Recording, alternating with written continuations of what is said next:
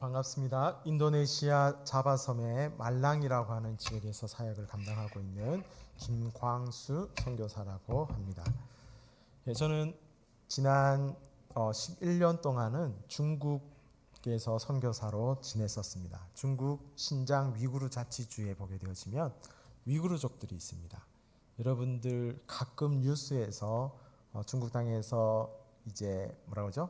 무슨 사태라든지 테러라든지 뭐 이런 일들이 가끔씩 있는 그러한 지역의 위구르족을 대상으로 해서 11년 동안 사역을 감당을 했고, 추방당한 이후에 1년 안식년 보내고 이제 인도네시아 자바섬의 말랑이라고 하는 그곳에서 이제 사역을 한 지 이제 5년 차 되어지는 그러한 김광수 선교사입니다. 영상 틀어주시면 저희 지역의 사역들 잠시 나누도록 하겠습니다.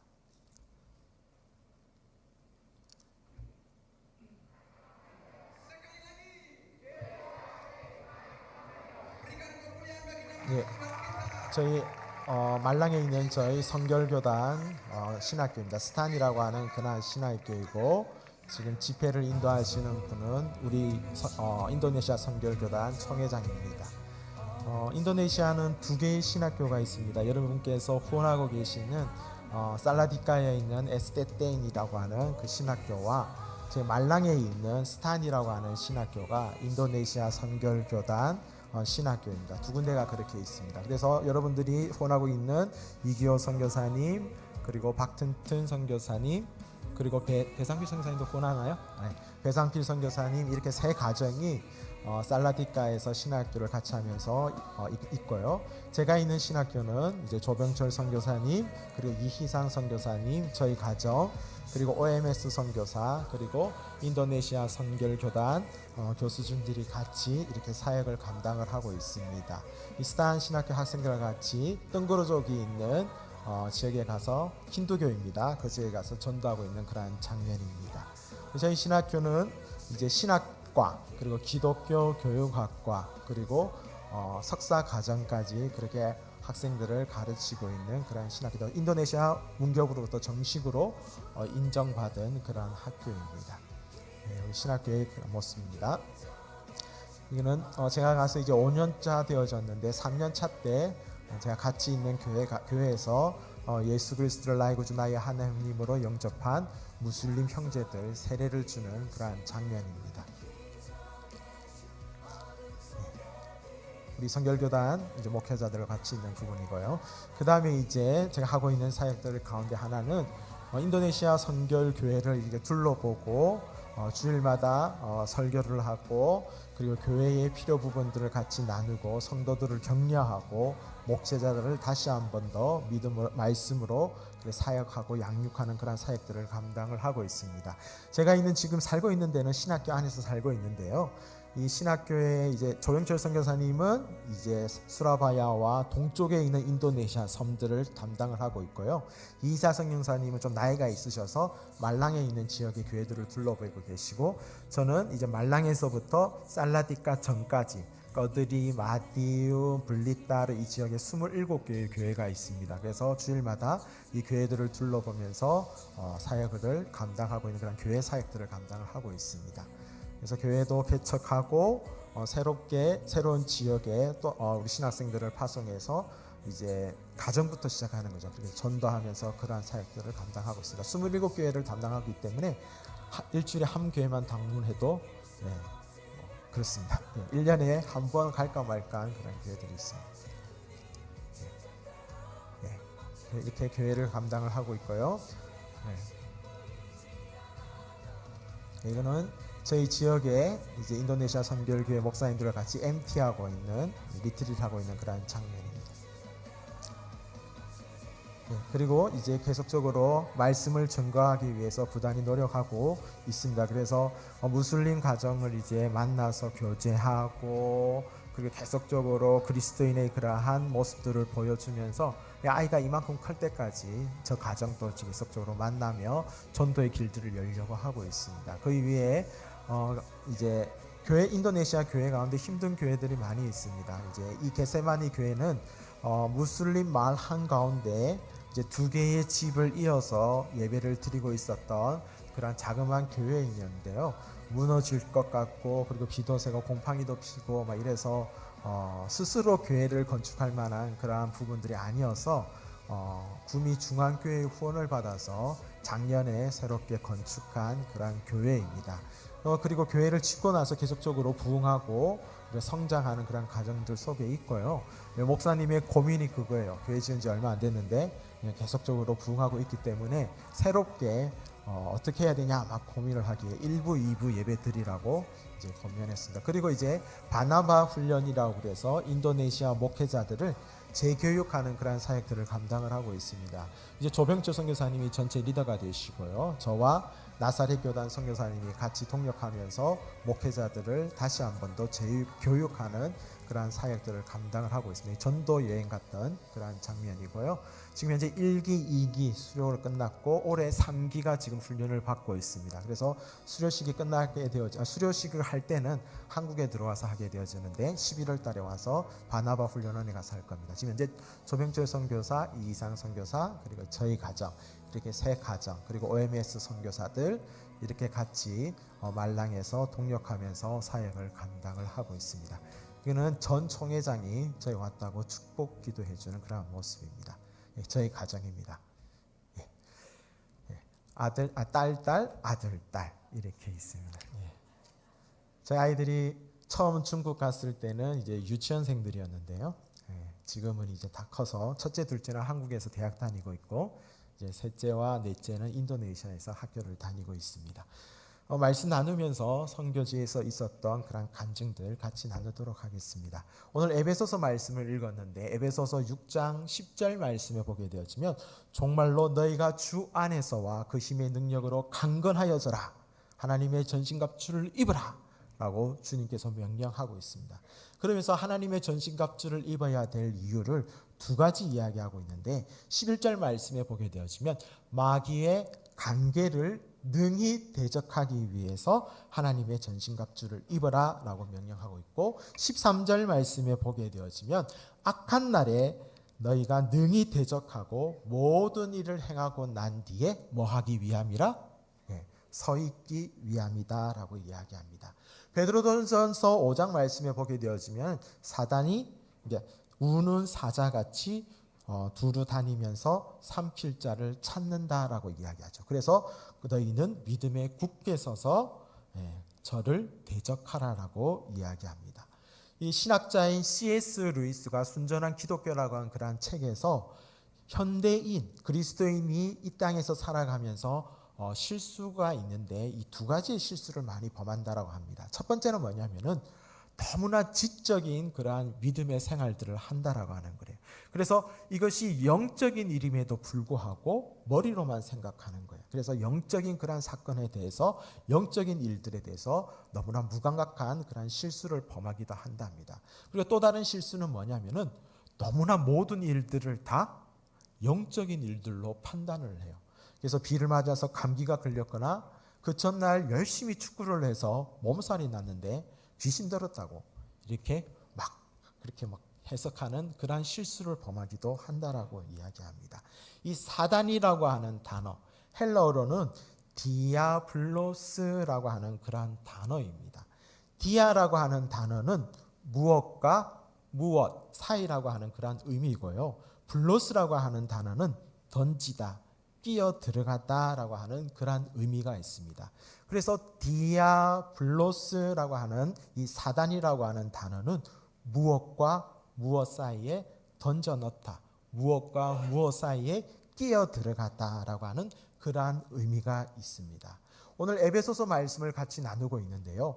에베소서를 통하여서 우리가 복음을 보게 되어지면은 이 복음에 대해서 정의하기를 관계라고 하는 그러한 단어로 우리가 정리가 되어집니다. 하나님께서 예수 그리스도의 십자가의 죽으심과 부활하심으로 말미암아 구원받은 그리스도인들은 새로운 관계, 예수 그리스도의 몸이라고 하는 유기적인 그러한 새로운 공동체, 그 관계 속으로 우리가 초대되어집니다. 그래서 예수 그리스도께서 교회의 머리가 되시고 구원받은 우리 모든 그리스도인들은 그 머리의 지체가 되어집니다. 우리는 하나님의 놀라운 은혜 가운데 초대를 받게 되어지는데 하나님의 은혜의 본질이 뭘까요? 그것은 바로 예수 그리스도의 몸이라고 하는 유기적인 공동체. 그래서 온몸이 서로 연결되어지고 상합되어져서 섬기는 유기적 공동체를 세우는 것이 바로 하나님 나라의 새로운 본질이고, 그리고 이제는 유대인들도 아니고 이방인들도 아닌 제3의 새로운 민족, 하나님의 새로운 이스라엘이 우리 이 땅의 진리를 통해서 마침내 실현되어지는 곳이 있는데 그것이 바로 교회입니다. 그래서 복음에 합당하게 산다라고 하는 것, 예수 그리스도 안에서 산다라고 한다는 것, 주 그리스도를 섬기면서 산다라고 하는 이 모든 말의 뜻은 하나님께서 우리에게 주신 새로운 인간관계 속에서 충실하게 살아간다라고 하는 그러한 의미가 있습니다. 이 예수 그리스도가 머리가 되시고 우리가 지체가 되어졌는데 이 예수 그리스도의 머리 되심, 이 헤드십은 교회 공동체, 교회의 유기적인 공동체에만 있는 것은 아닙니다. 믿음의 가정 가운데서도 예수 그리스도의 머리 되심이 있습니다. 그리고 직장 생활들 가운데서도 믿는 사람 두세 사람이 모여 있다라고 한다면 그 짧은 순간에도 예수 그리스도의 머리 되심이 있는 겁니다. 믿음의 생활들을 하는 모든 인간관계 속에서 예수 그리스도의 머리 되심이 있는 거예요. 그러면 사단의 역사는 뭘까요? 사단의 관계는 뭘까요? 이것은 모든 인간관계를 파괴하는 것이 바로 사단의 관계입니다. 그리스도의 몸된 교회를 파괴하고 믿음의 가정을 파괴하고 부모와 자녀의 관계를 깨트리는 것이, 그리고 믿음의 그러한 직장생활에서의 믿음의 공동체를 분열시키는 것이 바로 사단의 관계입니다. 그래서 6장 12절 말씀에 보게 되어지면 사단의 그러한 모습들이 다 기록되어져 있습니다. 모든 정사, 권세와 어둠의 세상 주관자, 하늘에 있는 악의 영들, 모든 사단의 모든 사단의 세력, 그 세력의 가장 중심적인 그들의 음모와 관계가 무엇이냐면 그것은 바로 공동체 가운데 하나님과 나 사이에 우리 서로 있는 유기적인 그 공동체 가운데 자기 자신을 끼워 넣는가, 무엇과 무엇 사이에 자기 자신이 들어가는 것이 바로 사단의 관계입니다.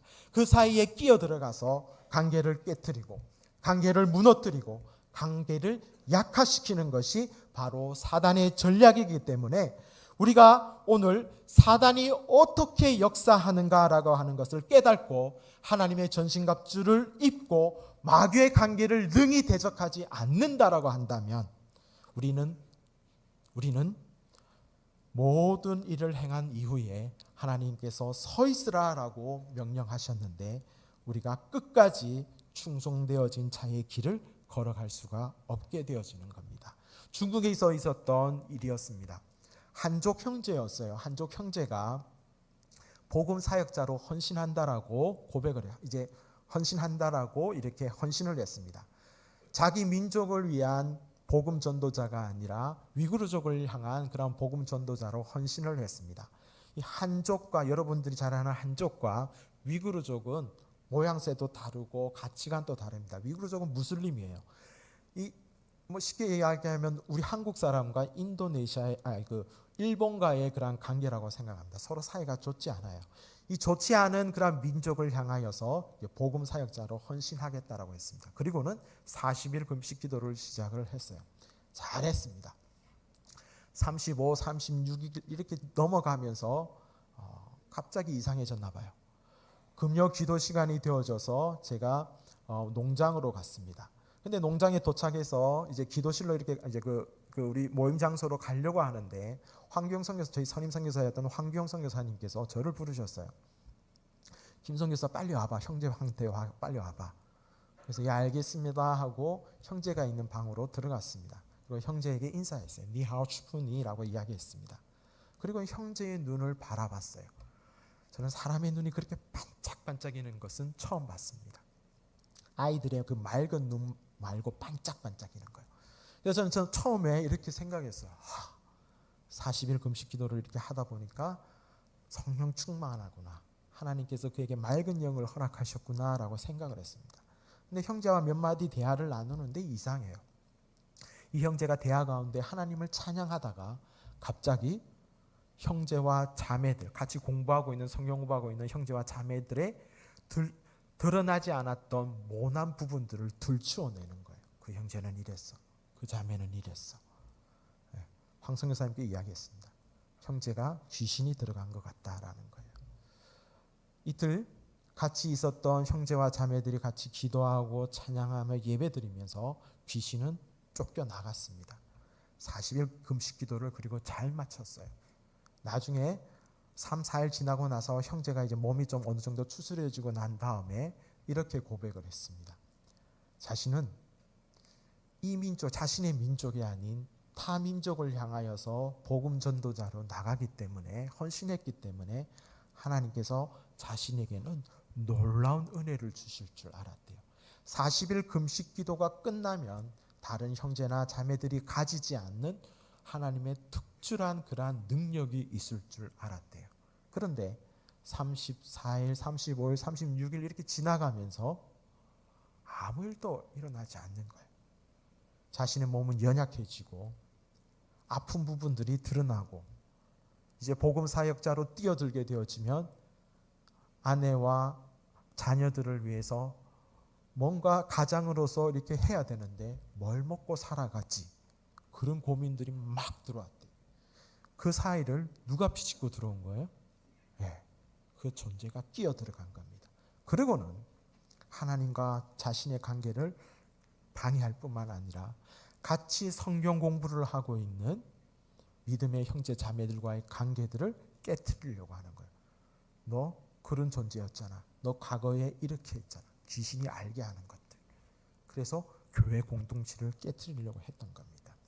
사단은 지금도 교회 공동체를 분열시키고 믿음의 가정을 무너뜨리고 사랑했던 부부관계를 깨뜨리고 온갖 비난과 헛소문과 중상모략과 있지도 않은 그러한 사실들을 유포함으로 인해서 공동체를 뒤흔들고 사회를 뒤집어 엎고 그렇게 믿음으로 잘 짜여진 공동체를 순식간에 무너뜨리는 것이 바로 사단의 관계입니다. 그래서 어느 신학자는 이렇게 이야기했어요. 마귀는 공휴일이 없습니다.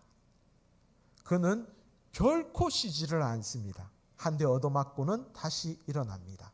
앞으로 들어갈 수 없으면 뒤로 들어갑니다. 뒤로 들어갈 수 없으면 지붕을 뚫고 들어갑니다.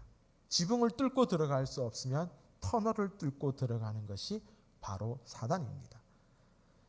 그는 교활하고 많은 계획을 시도합니다. 하나가 실패하면 또 다른 하나를 들이댑니다.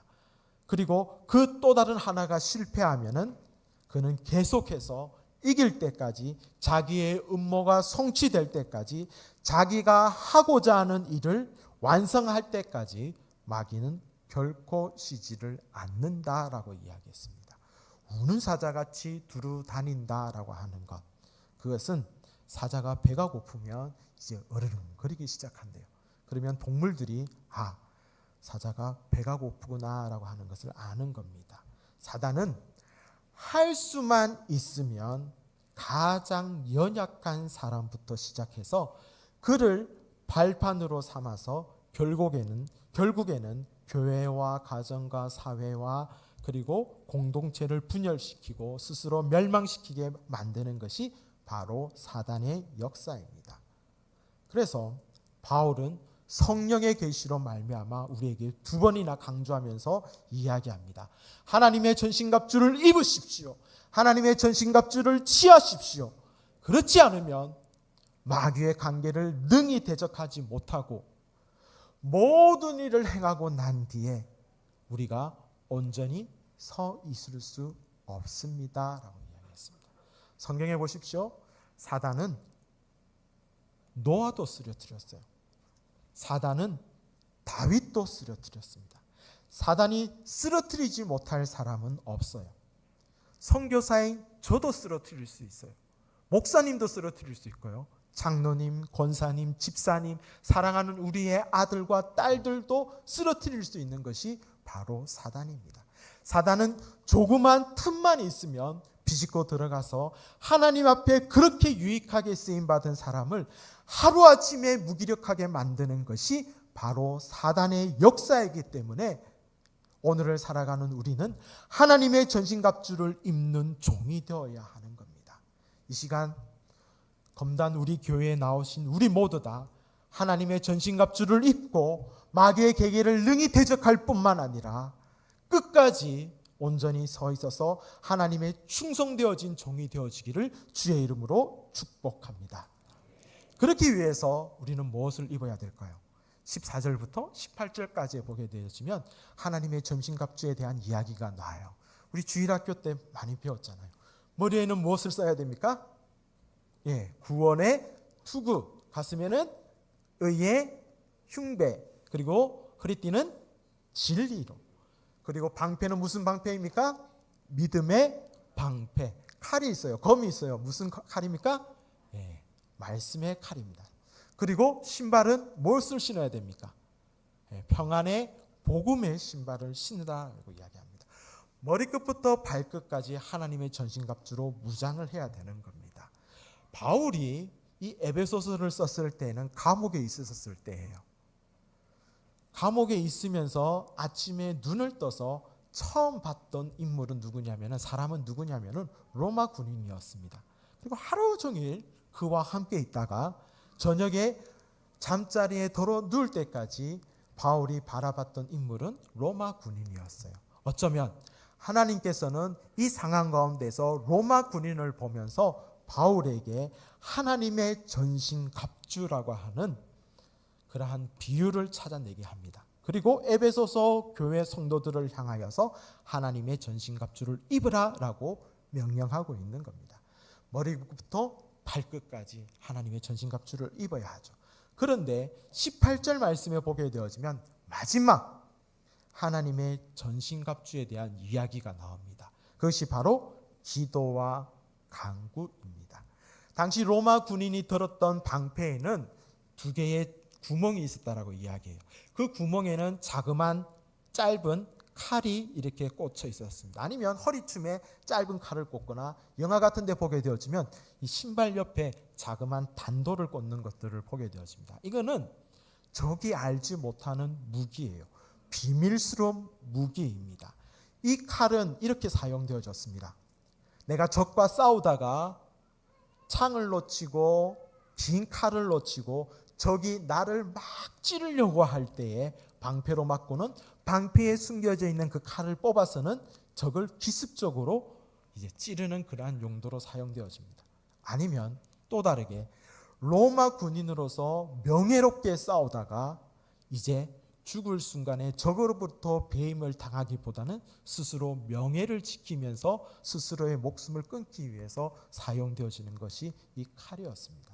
바울은 이 비밀스러운 무기, 적이 알지 못하는 비밀스러운 이 무기, 그것을 우리에게 기도와 간구로 우리에게 설명하고 있는지도 모르겠습니다. 기도라고 하는 것은 우리가 일상적으로 기도하는 기도입니다. 이 간구라고 하는 것은 여러 많은 의미가 있지만 그 가운데 서로가 서로를 위하여 기도하는 중보 기도의 의미가 간구 속에 포함되어져 있습니다. 적이 알지 못하는 무기, 숨겨놓은 무기, 그 비밀스러운 무기, 바울은 이 비상용 무기를 기억하고는 우리에게 기도와 간구로 설명하고 있습니다. 우리는 하나님의 군사입니다.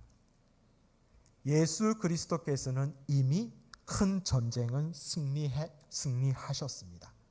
그런데 큰 전쟁은 우리가 이미 승리하였지만 우리가 믿음의 생활들을 하다 보면은 개인의 영적인 싸움들이 있는 거예요. 믿음의 선한 싸움을 싸우면서 주님을 쫓아 승리하면 좋으려만 때로는 지치고 고나고 힘들고 사회생활 하다 보면 때로는 믿는 사람이기 때문에 억울함을 당하기도 하고 쏟기도 하고 알면서도 손해보기도 합니다. 때로는 사람의 입으로는 변명할 수 없는 그러한 여러 많은 그러한 어려움과 힘듦과 고난이 있어요. 그래서 주님 앞에 나와 기도할 때 주여 하고는 아무 소리도 할 수 없는 애달픈 그런 영적인 그런 마음들이 있을 때가 있습니다. 그때 나의 비밀스러운 무기는 누군가요? 바로 옆에 계신 분이에요. 옆에 계신 목사님, 장로님, 권사님, 집사님, 사랑하는 청년들, 이 옆에 계신 분이 나의 비밀스러운 무기가 되어지는 겁니다. 한번 보세요. 이분이 나의 비밀스러운 무기입니다. 우리 한번 인사할까요? 저의 비밀스러운 무기가 돼 주십시오.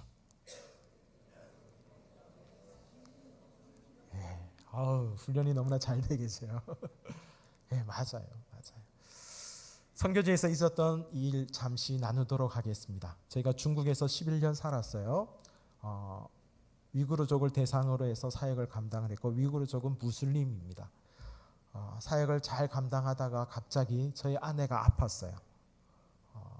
2번이나 응급실에 실려가고 중국 병원에서 여러 많은 사진을 찍고 피를 뽑고 진찰을 했는데 정확하게 원인을 몰라요. 중국 병원에서 급하게 되도록 있으면 한국 병원에 가서 검사하고 뭔가 수술을 받아야 될 거다라고 얘기해서 아내가 급하게 한국에 왔습니다. 그리고는 당일로 그 다음 날 바로 급하게 이제 검사를 하고는 수술을 바로 했어요. 2번의 수술을 했었습니다. 떼어낼 것 떼어내고 뚫어야 될 것 뚫고 이렇게 하면서 2번의 수술을 했습니다. 그리고는 좀 몸을 추스리고 난 다음에 이제 바리바리 아이들이 좋아하는 이제 뭐 이런 것들 들고는 우르무치로 왔어요. 아내가 우르무치에 도착하고는 제 책상 위에다가 짐을 풀면서 자그마한 카드 하나를 내려놓았습니다. 시어머니께서 주신 거야. 그래서 제가 그 카드를 받아 들고 읽고는 하나님 감사합니다라고 이렇게 기도하고는 내려놨습니다. 5일이 지났습니다. 새벽이었습니다. 갑자기 저희 집을 쾅쾅쾅 두드려요. 찡꽝쭈 하면서 막 두드립니다. 그리고 문을 열었어요. 저희 가정을 담당했던 중국 경찰이 앞에 서 있는 거예요. 그리고는 뒤이어서 꽁안들이 막 들어왔습니다. 한 20여 명이 저희 집으로 들어왔어요. 구두발로 들어와서는 저를 앞에 세우고는 자그마한 종이 하나를 들고는 읽기 시작했습니다. 내용인즉 종교법 위반으로 집 안을 수색을 좀 해야겠다라는 거예요. 경찰 한 명은 소쿠리에다가 부엌에 들어가서 이제 위험한 물건들을 막 이렇게 담기 시작했습니다. 칼이라든지 가위라든지 막 그런 것들을 담아요. 그리고 몇몇 사람들은 집안 구석구석을 이렇게 막 뒤지다가 자그마한 말씀 카드, 위구르어로 되어진 말씀 카드를 찾아냈습니다. 그리고는 증거품이 발견되어지기 때문에 이제 공식적으로 압수하면서 이제 수색하겠다라는 거예요. 그리고는 여권 가져와라, 핸드폰 가져와라, 카메라 가져와라, 노트북 가져와라, 은행 카드 가져와라, 돈 있는 것들 다 가져와라. 증거품들이 쌓였습니다. 아내 앞에도 증거품들이 쌓였어요. 그리고는 저희들을 연행해 가겠다라는 겁니다. 첫째를 깨웠습니다. 첫째를 막 급하게 깨워서 지혜야, 아빠 엄마 잠시 갔다 올 테니까 동생들 잘 보살피고 있어.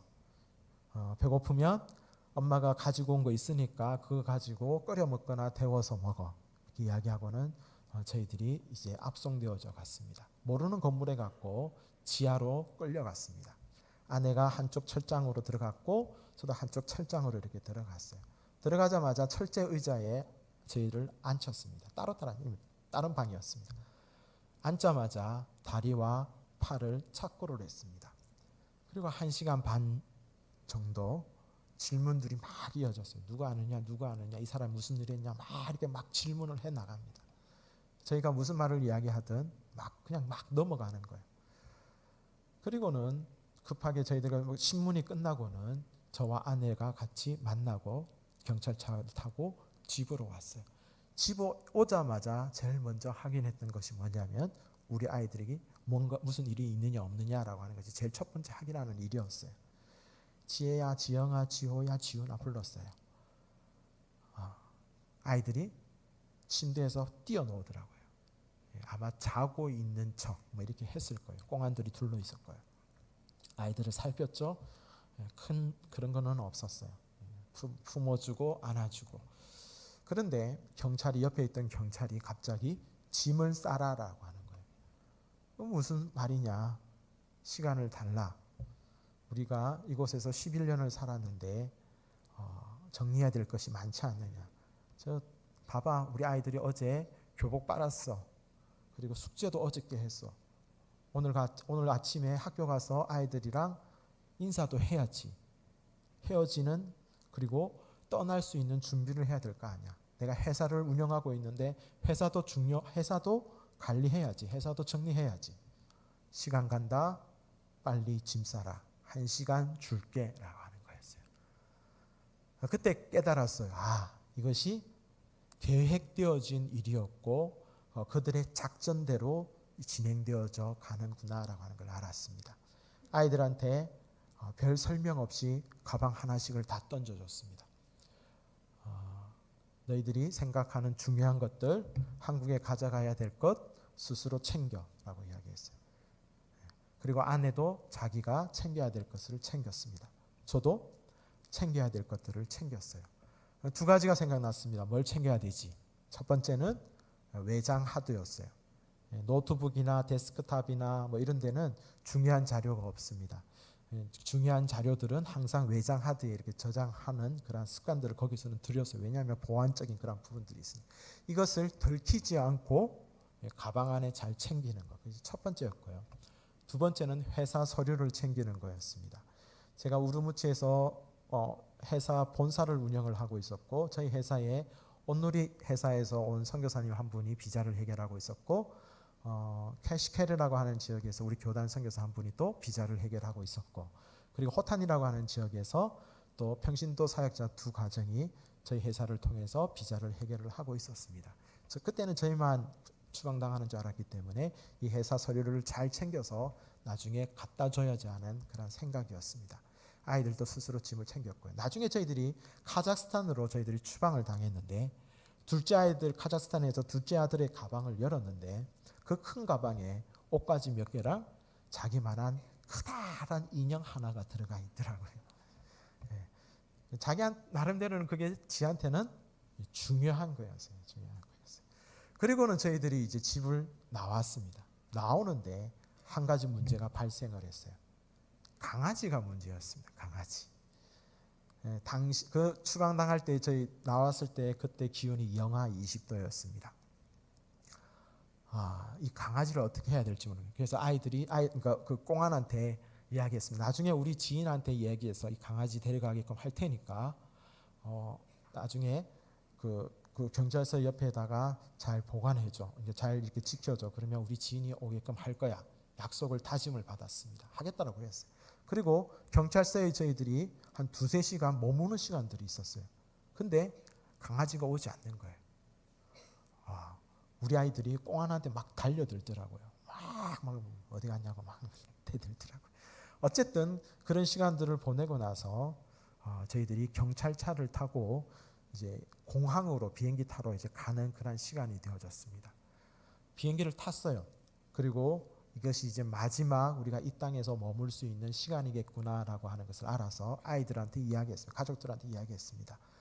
우리가 이 땅에 11년 살면서 사역을 잘 감당을 했고 믿음의 열매는 많지는 않지만 그래도 하나님께서 영혼을 만나게 하셨잖아. 그리고 우리가 지금 추방되어지는 상황이지만 이들을 위해서 축복하며 기도하자라고 얘기했어요. 완전히 선교사죠. 선교사예요. 그런데 첫째가 대뜸 저에게 이렇게 얘기했어요. 아빠, 이 상황 가운데서 울면서 이야기해요. 이 상황 가운데서 어떻게 저들을 축복해? 솔직한 감정이었죠. 솔직한 감정이었어요. 유치원 때 5살 때부터 중학교 3학년 때까지 커온 그곳에서 잘 자랐는데 친구들도 잘 있는데 추방당하는 그 감정. 그리고는 저희들이 공항에 도착을 했습니다. 도착하자마자 공항에서 기다리고 있는 경찰들이 늦었다고 저희 짐을 막 공항 안으로 집어던지는 거예요. 그런데 안으로 들어갔는데 국제공항이었는데 안에 반 정도를 경찰들이 뺑 둘러싸고 있습니다. 그리고는 군데군데 동그랗게 경찰들이 이렇게 있는 거예요. 그리고는 그 동그랗게 있는 경찰들이 둘러있는 그곳에 아는 얼굴들이 있는 겁니다. 똑같이 저희 가족들도 그 상황을 봤어요. 그리고 둘째가 엄마를 막 흔들면서 이렇게 얘기합니다. 엄마, 저게 누구네 있어? 누구네 있어? 누구네 있어? 그러면서 제가 둘째 딸의 얼굴을 봤는데 둘째 딸의 얼굴이 환하게 웃는 거예요. 그때 제가 하나님 앞에 두 가지의 그런 마음이 있었어요. 첫 번째는 하나님 어떻게 하시려고요? 라고 하는 거였습니다. 저희 가정만 추방을 당하는 줄 알았는데 그 당시에 추방 당하시는 분이 56명이었습니다. 저희는 11년 사역을 했지만 저희보다 배나 더 하셨던 20여 년 사역하신 분들도 계시고 단기로 오신 분들도 계시고 1, 2년 사역하신 분들도 계셨어요. 그들이 만들었던 교회 공동체, 전도하며 복음을 전하고 말씀을 가르쳤던 형제 자매들, 저는 얼마 안 되지만 그 공동체 하나님 어떻게 하시려고요? 라고 하는 거였어요. 두 번째는 하나님 감사합니다 라고 하는 거였습니다. 제가 둘째 딸의 얼굴을 봤잖아요. 그때 우리 자녀들의 나이가 이랬었습니다.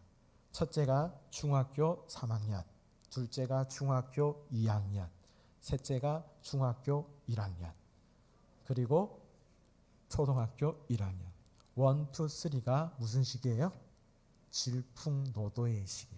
질풍노도. 어디로 튈지 모르는 시기죠. 잘 컸어요. 이쁘게 컸어요. 바르게 컸어요. 그런데 그때 어떠한 충격과 사건과 자신의 감정과 자신의 생각을 조절하지 못하는 그 시기에 이 사건들이 막 닥쳐왔을 때 잘 컸음에도 불구하고 어디로 튈지 모르는 그런 시기이잖아요. 아빠로서는 그런 모든 순간들이 다 이렇게 고려가 되어지는 시기였어요. 근데 둘째 딸이 누구네 있어, 누구네 있어, 누구네 있어. 지 친구들이 그곳에 있는 거예요. 자기만 추방당하지 않은 거예요. 그때 자기도 모르게 안도했던 거예요. 나만 아니네. 그 모습을 보고 아비로서 하나님 앞에 감사했었습니다. 그리고는 비행기를 타는 순간이 되어졌어요. 핸드폰을 돌려받고 노트북을 돌려받고 카메라를 돌려받았어요. 여권을 돌려받고. 그런데 아무것도 없는 거예요. 핸드폰에는 유심이 없고 카메라에는 메모리 카드가 없고 그리고 노트북에는 하드가 없어요. 다 빼간 거예요. 비행기표를 받고 비행기를 탔는데 이 비행기가 한국으로 가는 비행기가 아니라 제3의 나라인 카자흐스탄으로 가는 비행기였습니다. 도착해서 어떻게 해야 될지 아무것도 없는 상황. 저희들의 자금은 저희들의 카드에 있는 돈은 종교법 위반으로 인해서 다 압수당한 상태였어요. 그런데 우리 다른 선교사님 그 자녀의 핸드폰 하나에서 유심이 그대로 있는 거예요. 50개 가까이 되는 핸드폰을 다 정리하다 보니까 한 핸드폰에서 유심이 안 빠진 거였어요. 그 핸드폰으로 자기 엄마한테 한국에 있는 엄마한테 전화하고 한국에 비자 문제 때문에 가 있던 선교사님은 수소문해서 카자흐스탄에 계신 선교사님한테 비상 연락을 취한 겁니다. 알마티에 도착을 했습니다. 근데 버스도 대절되어져 있고 봉고차도 대절되어져 있고 카자흐스탄에 계신 선교사님들이 비상 연락망으로 이 상황을 수습해 가기 시작한 거예요. 그리고 저희들이 어디로 갔냐면은 숙소로 그 공준택 선교사님이라고 계십니다. 우리 교단과 OMS 선교사 두올러 계시는 공준택 선교사님이 계신데 방학이었어요. 신학교가 있는데 신학교가 비어 있는 거예요. 그것으로 우리가 숙소를 정해서 4박 5일 정도 있었습니다. 그래서 들어가는데 50여 명이 들어가는 거예요. 한 아이가 자기 캐리어 들고 가면서 이렇게 얘기했습니다. 어이, 수련회 왔네. 에이, 뭐 수련회가 아니잖아요. 얼토당토 않은 그런 이야기였는데 제가 그 이야기를 듣고는 기뻤어요. 우리의 사랑하는 자녀들이 충격을 덜 받고 있구나라는 거였어요. 4박 5일 3박 4일 선교사님들이 같이 있으면서 정말로 많이 울었습니다. 저희는 1시간 만에 짐 쌌잖아요. 어떤 선교사님은 호탄에 계시는 선교사님은 10분 만에 짐 쌌어요. 그래서 기중품만 딱 들고 왔어요. 팬티 없어가지고 팬티 나눠 입고요. 카자흐스탄에 계신 선교사님들이 자신들이 헌금 모아가지고 우리의 모든 재정들을 다 감당을 하셨어요. 정말 많이 울었죠. 자녀들은 초등학생들은 초등학생, 중고등학생들은 중고등학생 따로 모아가지고 아빠 엄마가 어떠한 일을 했고 지금 상황이 어떠한지 자세하게 설명했습니다. 서로 기도해주고 사모님들, 목사님, 선교사님들 서로 기도해주면서 그렇게 울었어요. 그것이 힐링이었습니다. 치유의 시간이었어요. 아마 그 시간이 없었다면, 서로가 서로를 위해서 기도하는 그 시간이 없었다면 참으로 힘든 기간이었을 겁니다. 한 번은 이런 일이 있었어요. 조울증이라고 하는 거 여러분 아시죠? 조울증? 울었다 웃었다 하는 거. 그때 처음 경험을 했습니다. 카자흐스탄 선교사님이 맛있는 걸 우리에게 사줬어요. 양꼬치. 엄청 맛있었습니다. 맛있게 막 뜯고 있는데 우르무치에 남아있는 여자 선교사님이 이 소식을 듣고는 카자흐스탄에 계신 선교사님한테 영상통화를 했어요. 그리고는 바꿔줬어요. 바꿔주고 한마디 하는 순간 그렇게 히히 웃으면서 사람들이 눈물을 흘리더라고요. 이게 조울증이구나라고 하는 거. 그때 경험했어요. 어쨌든 여러 많은 그런 심리적, 영적인 상황들이 막 교차하는 그러한 시기였습니다. 그리고는 저희들이 한국에 들어왔어요. 한국에 들어오고는 교단 선교국에서 급하게 들어온 선교사이기 때문에 여러 많은 대처들을 많이 했죠. 심리검사 받으라는 것, 상담하라고 하는 것, 아이들 한 명 한 명 다 심리검사들을 다 했어요. 그리게 해가면서 상담도 많이 했죠. 나중에 알았습니다. 안식년을 보내면서 알았어요. 왜 하나님께서 우리 아내가 한국에서 수술 받고 들어오면서 자그마한 그 카드 하나를 우리 어머니를 통하여서 주게 하셨는데 나중에 알은 거예요. 나중에 알은 거예요. 안식년 보내면서 거기에는 이렇게 써 있었습니다. 강수야, 널 위해서 누군가 기도하고 있다라고 하는 거였어요. 많은 선교사님이 믿음의 선한 싸움들을 하면서 승리하고 성전의 보고들을 우리에게 한국 교회에 보내와요. 교회 건축한 일, 영혼을 구원한 일, 제자시킨 일, 제자시키고 그 형제와 자매가 사역자로 헌신되어진 일, 많은 기쁨의 그러한 일들을 보고해봐요. 그런데 때때로 어떤 선교사님들은 아픔을 이야기하고 옵니다. 선교사로 임하면서 실패했던 일, 좌절했던 일, 억울했던 일, 피해봤던 일, 여러 많은 사건과 사고로 인하여서 심리적으로 영적으로 파괴되어졌던 일들. 그때 여러분들의 기도가 필요한 거였어요. 저도 마찬가지예요. 그런 상황 가운데 저를 위해서 기도해 주시는 어머니의 기도, 한국 교회의 기도, 성도님들의 기도가 없었다라고 한다면 다시 일어서서 두 번째 사역지인 인도네시아로 갈 수 있는 선교사가 아니었을 겁니다. 우리가 믿음의 군사로 이 땅에서 잘 싸우면 좋으련만 때로는 지치고 고나고 힘들고 자빠져요. 집사님들도 자빠지고 권사님들도 자빠지고 장로님들도 자빠져요. 목사님 자빠질 수 있어요. 선교사인 저도 자빠져요. 그럴 때 나의 비밀스러운 무기는 바로 옆에 계신 분이에요. 한번 보세요. 이분이 나의 비밀스러운 무기예요. 내가 자빠질 때, 내가 기도할 수 없을 때, 내가 믿음의 선한 싸움을 싸울 수 없을 때 성령 하나님께서 기억하게 하셔서 나를 위해 비밀스러운 무기가 되어주는 분이 바로 옆에 계신 분입니다. 우리 한번 인사하겠습니다. 집사님, 장로님, 권사님, 나의 비밀 무기가 돼 주십시오.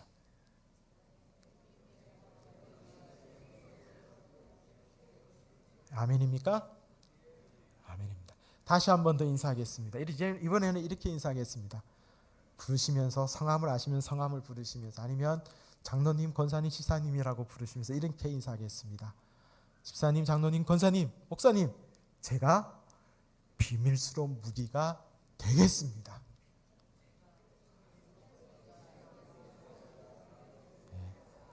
그게 새로운 교회 공동체예요. 이스라엘도 아니고 이스라엘 민족도 아니고 이방인도 아닌 제3의 새로운 교회 공동체, 하나님께서 예수 그리스도를 통하여서 새롭게 꿈꾸시는 교회 공동체입니다. 마귀는 지금 또 우리를 갈라놓으려고 합니다. 하나님과 우리의 사이를 끼어들어가서 우리의 관계를 깨뜨리려고 하고, 잘 짜여진 교회 공동체를 끼어들어가서 깨뜨리려고 하는 것이 사단입니다. 그러기 위해서는 우리는 그 사단의 계력에 우리 관계에 우리가 맞서기 위해서는 하나님의 전신갑주를 입으셔야 합니다.